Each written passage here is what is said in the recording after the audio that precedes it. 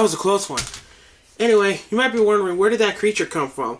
Well, that little guy actually came from one of the popular games, and that is Metroid on the NES. So, you might be thinking, does this game actually hold up from today? Well, let's find out. Now before I start, I noticed that this game is actually part of the Adventure series.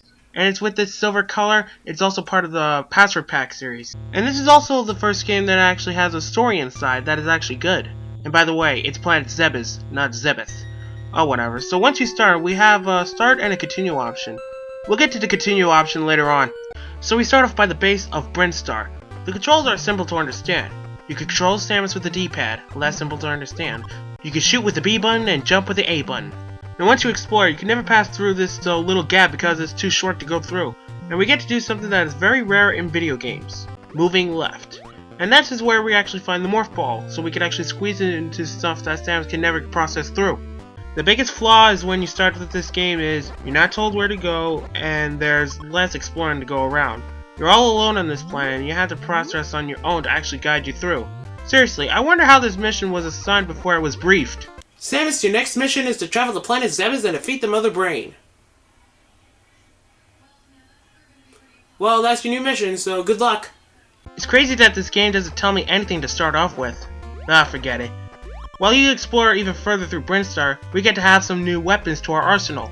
The missiles can be used for a one-hit shot against enemies. It can also be used to destroy these colorful gates. Energy tanks will actually give you 100 pieces of energy. Bombs we can actually set in Morph Ball mode. And there's also different beam power-ups you can actually use. When you start off the game, Samus' range is so pathetic, it doesn't even reach the entire screen. But once you get the long beam, you can reach the whole screen. Here's a question. Why does Samus have to get a power-up to actually continue through the game? It doesn't matter. In future games, the long beam will be her default weapon.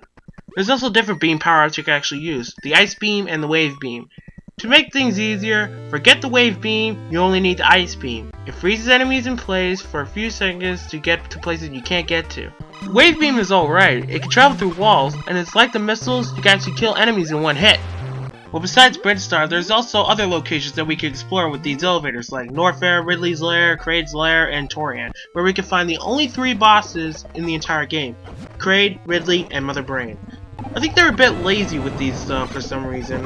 I don't know. The progress to these places are hair-pulling to my opinion. I mean, these creatures are so nasty. They take so much energy out of me, and sometimes all of it. And it kind of looks like they are trying to hit me before they actually get me to the next room. Look, how am I supposed to avoid that? One thing I hate about this game is cheap enemy placement.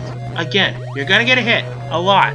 Plus, when you're on low energy, you get this loud beeping noise that it won't stop until you get to comfortable levels of energy. One thing that is annoying is 8-bit warning sounds. Ugh. Anyway, while traveling through Norfair, we can encounter 2 important items around here, like the high jump boots will actually make you jump higher, and of course, one of my favorite weapons of all time, the screw attack. Screw attack. Alright, you sons of bitches, I'm trying to get the screw attack, and fuck! Well, the screw attack, stop it, is awesome. It kills enemies when you touch and when you do a flick jump. Just be careful not to abuse it too much. Now before you go any chance through Torian, you have to destroy both Kraid and Ridley before you process through. Now originally the correct order to process through is to go after Kraid first and then go after Ridley. Another way to make it easier, go after Ridley first. Looking at the map, it's not even that hard to travel through. I say that because Ridley is piss easy, even with Ice Beam. Kraid brings in a whole new level of difficulty. To me, he's nearly impossible to destroy him without the barrier suit. Oh yeah, I forgot to mention this. Right after you get the high jump boots, it will help you to get the Various suit. This suit will give you less damage during boss fights. And the best way to fight Kraid is with the Morph Ball bombs. It makes it even more easy. After you defeat both Kraid and Ridley, you'll be rewarded with 75 units of missiles. It always smells like victory. Alright, so now that we took care of Kraid and Ridley, we can finally travel to the final corridor, Torian, where it has only 2 enemies in the entire area. These annoying fuck orange rings of annoyance. Did I mention they are annoying? Also there's...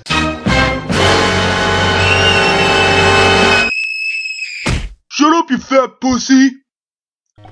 Well, for a game like Metroid, we don't run into these little creatures until towards the end of the game. And they save the nastiest creatures for last. They can clamp on Samus' head and actually sap all the energy out. The more clamped on you, the faster the energy saps. You can get them off by using Morph Ball bombs. well, that could be very helpful. And again, this is the reason why you should have the Ice Beam. The Wave Beam doesn't do jack shit to Metroids, but now they can be destroyed with a combo of the Ice Beam and 5 missiles. All is not lost. Since touring is not even that long, it takes about 5 rooms to go through. It takes you to the final area with some tourists shooting in 3 directions, more annoying Rinkas, and the baddest of the bad, Mother Brain. Mother Brain is a total wimp. She doesn't attack you at all, and she only lets her tourists and Rinkas to actually kill me all alone. First off, if you want to get contact with Mother Brain, you need to actually destroy these pillars that actually takes a shitload of missiles. Now don't worry, once they're destroyed they'll be gone for good, so they don't have to come back from the dead. Yeesh. Even if you're actually running out of missiles, just go back and kill some more Metroids who can actually give you some refills. Why can't some other enemies give me a break? After you pump Mother Brain with enough missiles, the bitch explodes in the greatest 8-bit explosion I've ever seen, and congratulations, you just beat the game? It's not over? Nothing is over! Yeah, by destroying Mother Brain, it begins a countdown, which you have a minute and a half to actually escape through this long tower with some picky platforms. PP. It kinda sucks if you die here. Just be patient and try to time your jumps and try to get up this elevator. Now you've completed Metroid with one of the best text endings I've ever seen in history. Great! You've fulfilled your mission and will revive peace in space, but it may be invaded by the other Metroid. Pray for a true peace in space. Well, this is trippy. And no, this does not mean anything about Metroid Other M. It doesn't mean anything. Hey, what's up with Samus? I think she might be a...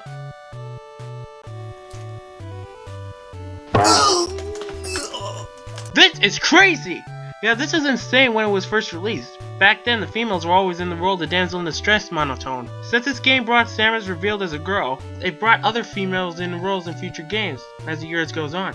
Samus, you are awesome for that. Overall, this game is awesome. Very awesome. It's also very frustrating because of the process. Cheap enemy placements can make me get furious in other games that I can't actually name right now. Also, this game was not made to be finished in one run. The Japanese version have a save feature, but why can't the American version have a battery backup like The Legend of Zelda and Kirby's Adventure? Now, the only way to process through this game is to enter a password. But look at this! Jesus, this is the long password system I've ever seen, and I counted. There's 24 characters you have to type in. Also, it has the balls to bring both upper and lowercase letters. But it's even more fun to bring some other passwords in the works. The first one is the infamous Justin Bailey code, where you can actually play Samus without a power suit and have about all the weapons in the game, and of course with up to 255 missiles in your arsenal. That's awesome. Well, here's another one if you want to try if you want to be a dirty cheater. NAR password with a shitload of zeros, where you can actually have every weapon in the game, plus with unlimited ammo, and of course be indestructible to enemies. Have fun playing Missile God. See what I did there?